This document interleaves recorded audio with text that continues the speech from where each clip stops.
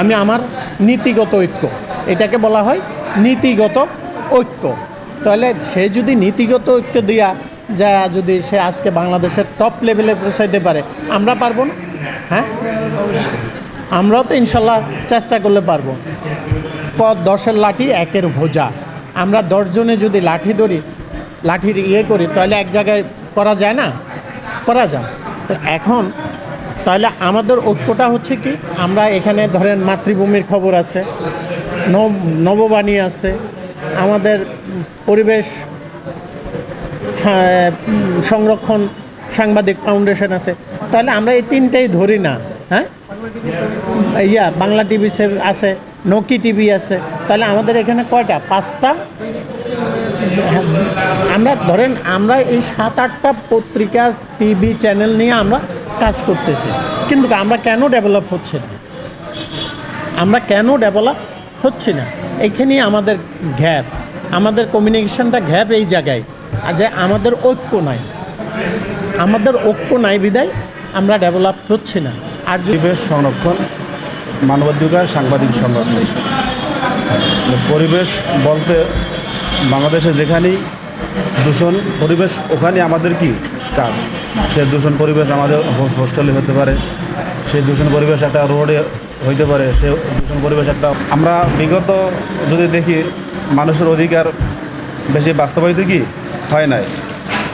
এখনও আমরা এই সরকার আমলেও কি মানবাধিকার নাই, বিভিন্ন সেক্টরে নাই। যার ক্ষমতা আছে তারও মানবাধিকার আছে, যার ক্ষমতা নাই তার মানবাধিকার কি নাই, তার মানবাধিকার আমরা খর্ব করি।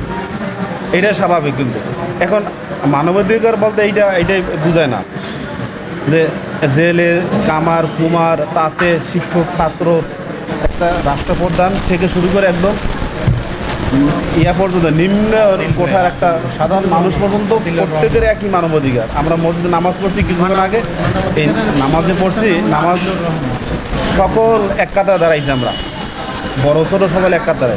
তো একটা মসজিদে গেলে যখন সকলে এক কাতারে দাঁড়ানো হয়, তো এই মানবাধিকারটাও এইটা যদি অর্থ, ব্যাপক অর্থ মানবাধিকার এইটা আছে। রাষ্ট্রপ্রধান থেকে একদম নিম্ন পর্যায় পর্যন্ত একই অধিকার। রাষ্ট্রের যে একটা মানবাধিকার যদি খর্ব বলে যে ক্ষতি, একটা সুইপার মানবাধিকার খর্ব করলে একই অন্যায়, একই ক্ষতি। ঠিক আছে, কিন্তু আমরা সেটা দেখি না। একটা সমস্যা হইলে কোনো জায়গায়, একটা মার্ডার হইলে বা অন্য কিছু হইলে, দর্শন হইলে, অন্য কিছু হইলে, তখন যারা আমরা কি বাস্তবায়ন করব। 2 নম্বরে আমরা যে একটা বাসা বাড়িতে হইতে পারে, খামার হইতে পারে, যে কোনো জায়গায় দূষণ পরিবেশ থাকলে সেখানে মশামাছি আসে। মশামাছি আসলে সেখানে পরিবেশটা খারাপ হয়ে যায়। আর এই খারাপ পরিবেশটার দূষণ ছড়াইল বাতাসের মাধ্যমে, মশামাছির মাধ্যমে। এই কাজটা আমাদের প্রধান কাজ।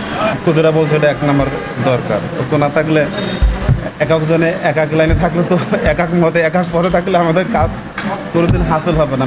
মঞ্জুরে মাকসুদে কোনোদিন কি সংগঠন, যেটা পরিবেশ সংরক্ষণ, মানবাধিকার, সাংবাদিক ফাউন্ডেশন, এই সংগঠন দিয়েছে সম্মান, সংগঠন দিয়েছে একটা পথটা হইলে কি সম্মান।